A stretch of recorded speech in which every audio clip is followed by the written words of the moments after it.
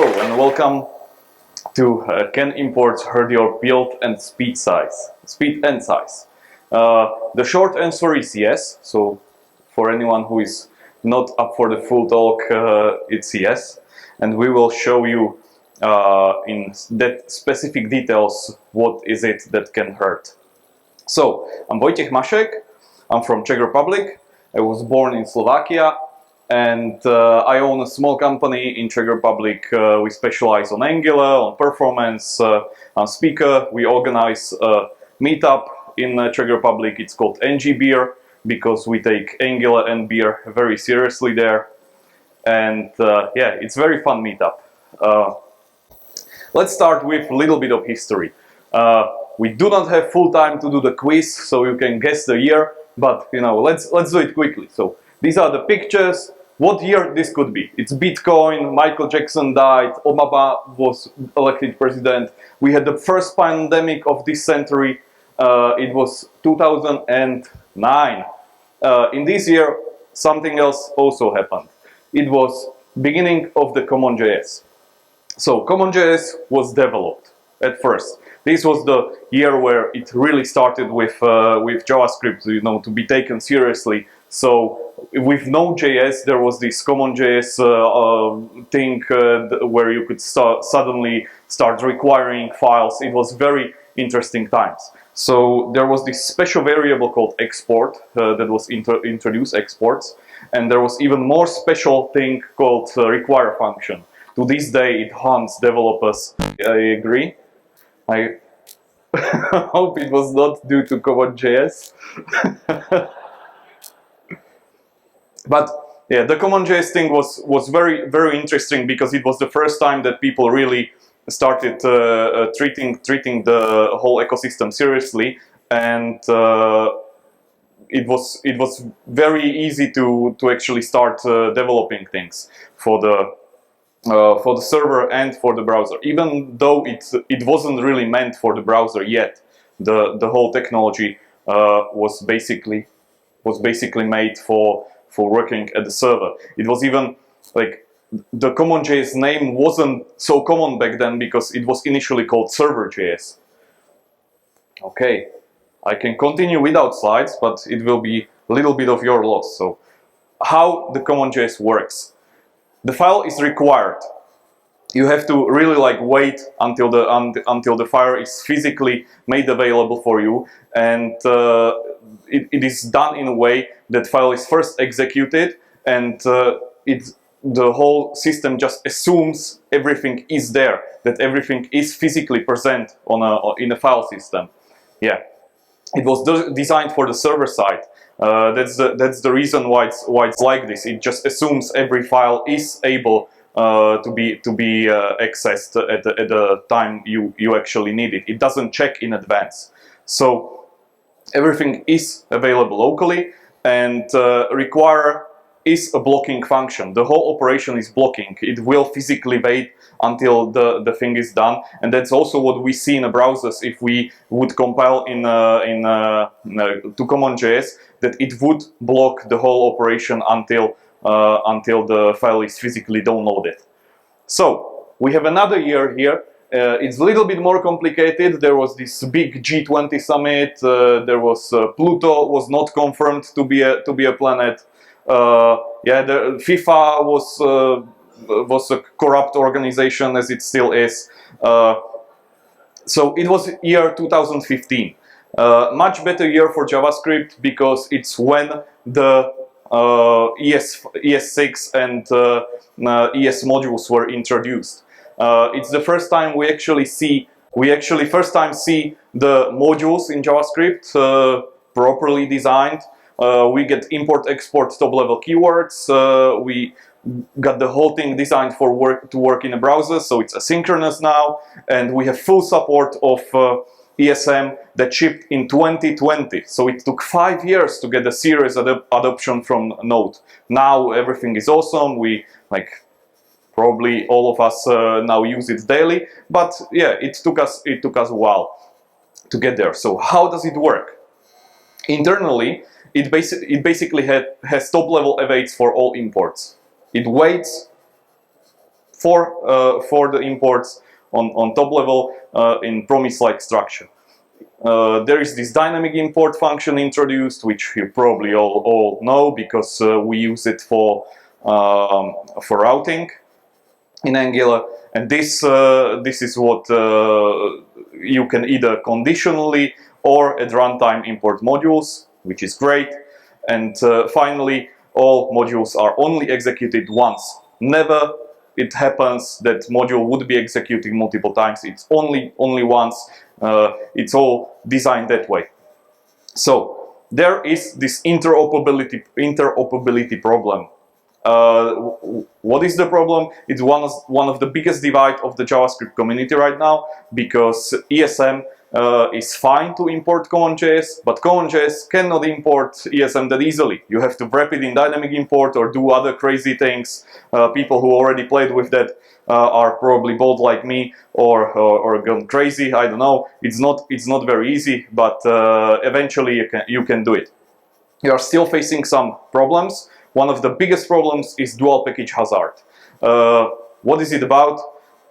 You are able to import things twice. You can import, because you have multiple developers in your team. One will import with ESM, one will import the library from CommonJS build, and suddenly you have two pieces of library that are the same library running twice, two contacts, two different executions, in some cases maybe two different outputs. So it's not good. Compiler plays a huge role of what you are actually doing.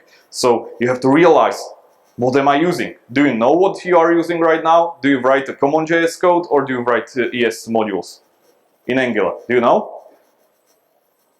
Who knows? Shout. Ah, it's ESM. Okay, I'll be. It's ESM. It's ESM since a while. You can confirm that by actually going to your output. If you open up the build artifacts, the bundles, and if you see a required there, it's CommonJS. If you don't see a required there, it's ESM.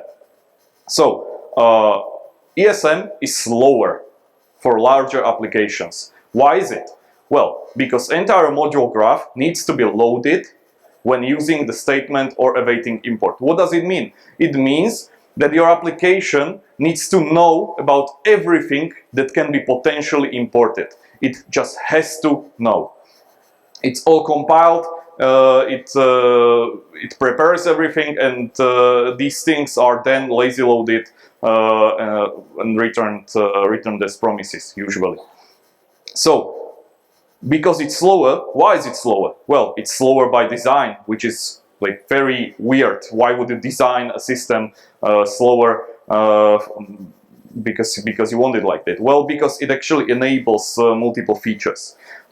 If we do two passes to bind imports and exports and construct the entire graph, parse it and analyze it, then we basically get the code evaluated, and this whole split is what makes the live bindings possible. So in ESM there is something called live bindings. It was first time that I heard about it when I was researching this feature, but let me explain to you what does it mean. So we have two pieces of code. They are the same thing. If you look at the main.js, and on one, like, the difference is the import and the require.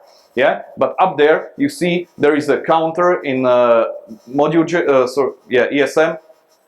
Where you increment that count. On the other side, same counter, just written in CommonJS. What are the output of these two code snippets? Output is very interesting, because for CommonJS, it will output 1 and again 1. It will not increment. But module will increment. It will output log 1 and then 2. Why is it? Well, first of all, it's because if you look at that let count on a CommonJS side and export count and then reassignment count, that's the point where you actually lose access to the memory of that count variable. So the re-exported thing isn't the thing that you have defined in your module, but on the other side you are exporting the exact same variable, so you can increment it. It's just one of the multiple things that can be done. This is the whole, it's called live bindings, and this what makes certain things possible with configurations. But other than that, it's not a very useful feature. It's just so I can explain how it works with exporting. Okay, then there is this guy, BAN. Recently, they got huge popularity. They fixed the problem. So they support the ESM and CommonJS at the same time. They are not spec compliant, unfortunately, but their import system just works. It's amazing. So if you have a chance to try BAN, you have a problem with CommonJS and ESM, you can just use it. It will work, I promise. Should I be still bundling my application if I can, you know, use ESM directly? Well, the question is, the answer is yes, you should. According to Google, if you use it, you have still few perks. First, it is statically analyzable, this syntax. So you can use static analysis, build toolings that will do wonders to your code. The builders can optimize by eliminating unused exports or unused code in general. I have different talks about lazy loading and what tree shaking means, but this is it. The Chrome team actually recommends to use bundles for productions. Why? Because we have this chart. From top to bottom, we go from unbundled, bundled and preloaded, bundled unoptimized, and bundled optimized. And we can see how it shrinks almost to, I don't know, 20% of the initial time that it takes to load the web page. So bundler still plays a huge role in what you do in front end. Then, finally, I got to a point where I start ranting a bit, my favorite part, because I don't really like Barrow files, and I am here to tell you why. Barrow files is something that got started like in that even before that 2009 year. People started putting re-exporting into files. It looks something like this. Yeah, you see that you have this here. This is a Barrow file. It re-exports bunch of things from other files, and you can then import it in that you know, pretty nice way where things are just joined together instead of having multiple import lines in your component, for example. So let me explain why I would rather see the multiple import lines beside each other than importing from the Barrow file, because it actually makes an impact. Yeah. So Barrow is a problem. Why? It slows down tooling a lot, and it also has a bundle size impact. Again, I will explain why later. And it is just a bunch of boilerplate that you have to manually write, maintain. See, it's not made to be done in this era where IDEs can do most of it instead of you. So, what is the impact on the load? It's pretty significant, because modules, like there's this misconception that people think that modules will only be loaded when needed. It's not true. If you mention a module import somewhere in your code once, it will be loaded. No matter if it's used or not, it will just be loaded. That's how ESM works. It will load it because the graph is constructed, things are parsed, analyzed, loaded. So import load, parse, execute. Every time. If you have the import in your code base, it will be loaded. I guarantee it. There is something called execution order. So in normal execution order, you have these three files, ABC, you have a Barrow file re-exporting ABC, and then you have a main.js that only imports X from feature and console logs the value of X. What would you expect to see? Normally people would say, okay, so X is 42, so I would expect log 42. Like, probably. Well, not true. You will actually see the 1, 2, 3, 4 locked and then 42, because it will just go from top to bottom, first do an A, then do a B, then do a C. It will. Why? Because this thing here is called side effect. What we see in BJS is side effect. And side effects cannot be omitted. It will have to be run anyway. Compiler doesn't know that this is some useless thing that you don't really want to do when you are just importing X. It will do it because it will look in the feature barrel file. Barrel file contains re-exporting of ABC, and in B we have that. So it will run. There is effect on performance. What is the effect? So it is not important how many lines of imports does your component have. It is not at all important how many imports you have on top of your component.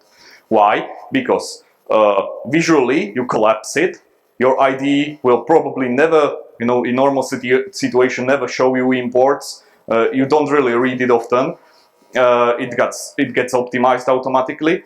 It is important how many files you go along the way when you are importing something. So that's what's really important. If it has to parse 3, 5, 7, 20 barrel files, re-exporting things, in a chain, that's what actually hurts the performance of the build speed. That it has to parse and compile multiple things and visit every time everything. So there is a benchmark. I'm not an author. There in the little corner you can see it. Later on, if you have a link to slide, you can visit and have a look. What it explains is what is the overhead when you run 100 tests that will do something, and just the overhead, what we can see here, just the overhead, not the time that tests are spent running, but time on top of what would normally be spent on tests, is 20 minutes in case of 50,000 modules. So if you have a huge project of 50,000 modules, imagine 50,000 files, basically. Yeah, that's reachable in big projects.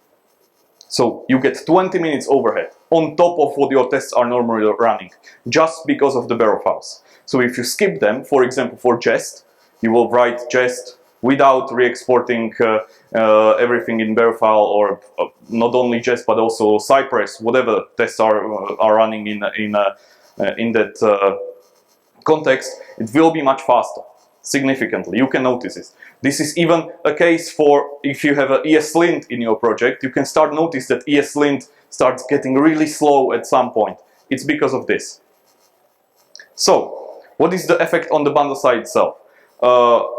It's a quote from an Anguilla team that they are known to cause optimization bailouts. And why is it? Well, because if your library is completely tree-shakeable, you are completely fine.